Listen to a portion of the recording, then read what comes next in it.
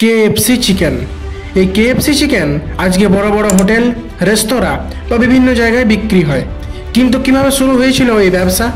তো চলুন সেই সম্পর্কে জানা যাক বিস্তারিতভাবে। বর্তমানে কেএফসি বিশ্বের বাজারে ফাস্টফুডের অন্যতম শীর্ষস্থানীয় সংস্থা।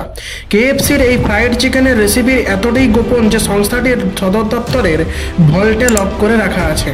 কারণ যে মানুষটি এই রেসিপি তৈরি করেছেন তা অতুলনীয়। তার এই সৃষ্টির সৌজন্যেই আজ সংস্থাটির এত নাম। তিনি বিশ্বের সমস্ত ব্যবসায়ীর জন্য রেখে গিয়েছেন এক সাফল্যের কাহিনীও, যেখানে বয়স কোনো বাধা নয়। ব্যবসাকে সাফল্যের চূড়ায় নিয়ে যেতে হলে তা শুরু করতে হয় কম বয়স থেকে, এমন ধারণায় অনেকেই বিশ্বাসী। কিন্তু প্রকৃতপক্ষে বয়স কখনো ফ্যাক্টর নয়, তা প্রমাণ করে দিয়েছেন এক ব্যবসায়ী। তিনি ফ্রাইড চিকেনের রেসিপি স্রষ্টা এবং বিখ্যাত ফাস্টফুড চেন কেএফসির প্রতিষ্ঠাতা colonel Harland Sanders. Colonel Harland Sanders 62 বছর বয়সে এই বিখ্যাত ব্র্যান্ডটি প্রতিষ্ঠা করেন। জানা যায় জীবিকা নির্বাহের জন্য স্যান্ডার্স বিভিন্ন চাকরি করেছেন। 40 বছর বয়সে তিনি মার্কিন যুক্তরাষ্ট্রের কেন্টাকিতে একটি রেস্তোরাঁ চালু করেন। এই রেস্তোরাঁয় স্যান্ডার্স তৈরি করেন ফ্রাইড চিকেনের জন্য বিশেষ 11টি রেসিপি। তার এই রেসিপির সৌজন্যে ফ্রাইড চিকেন ওই অঞ্চলের স্থানীয় এবং পথচারীদের মধ্যে বিপুল জনপ্রিয় হয়ে ওঠে। প্লেটটির এই অঞ্চলে এত জনপ্রিয়তার কারণে তা কেন্টাকি ফ্রাইড চিকেন নামে বিশেষ পরিচিত লাভ করে। পরের সূত্রে কোম্পানির নাম হয় কেএফসি।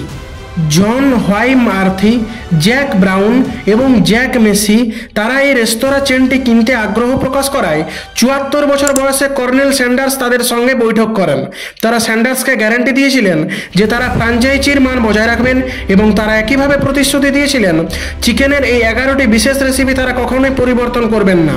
এটি স্যান্ডার্সের জন্য অবশ্যই একটি সহজ এবং পছন্দসই বিকল্প ছিল। 1964 সালে স্যান্ডার্স জ্যাক ব্রাউন এবং জ্যাক মেসির কাছে $2 মিলিয়ন প্রস্তাব দিয়ে কোম্পানিটিকে বিক্রি করেন। কেএফসির নতুন মালিকারা আলোচনা করে বুঝতে সক্ষম হন যে স্যান্ডার্সের মুখেই সম্ভবত ব্র্যান্ডের জন্য সেরা সম্পদ। সেই বিষয়টিতে লক্ষ্য রেখে স্যান্ডার্সকে কোম্পানির ব্র্যান্ড অ্যাম্বাসেডর হিসেবে নিযুক্ত করার পাশাপাশি প্রতি বছর প্রায় $40,000 বেতন দেওয়ার বিষয়ে প্রতিশ্রুতি দেওয়া হয়। ব্রাউন 1971 সালে খাদ্য ও পানীয় কোম্পানি হিউবিলেনের কাছে কেএফসিকে বিক্রি করে দেন। 1982 সালে আরজে রেনল্ডস নামে একটি তামাক কোম্পানিকে হিউবিলেনকে কিনে নেয়। 4 বছর পর রেনল্ডস কেএফসিকে $850 মিলিয়ন বিনিময়ে পেপসিকোর কাছে বিক্রি করে। কনগ্লোমারেট সংস্থাটি 1957 সালে খাদ্য ও পানীয় সেক্টরে প্রবেশের জন্য ইয়ামেন নামে একটি কোম্পানি গঠন করে এবং ইয়াম ব্র্যান্ডস বিভাগটি কেএফসির মূল কোম্পানি হয়ে ওঠে। কেএফসি তার বিশেষ ফ্রাইড চিকেনের জন্য পরিচিত। রেসিপিটি এতটাই গোপন যে কোম্পানির সদর দপ্তরের ভল্টে লক করে রাখা হয়েছে। জানলে অবাক হবেন, এমনকি সংস্থাটির সিওর কাছেও তার অ্যাক্সেস নেই।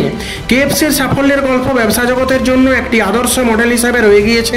সংস্থাটি 4 বার মালিক পরিবর্তন করেছে, তবে এমন এর গোপন রেসিপি এখনও একই রয়েছে তার অপূর্ব স্বাদ।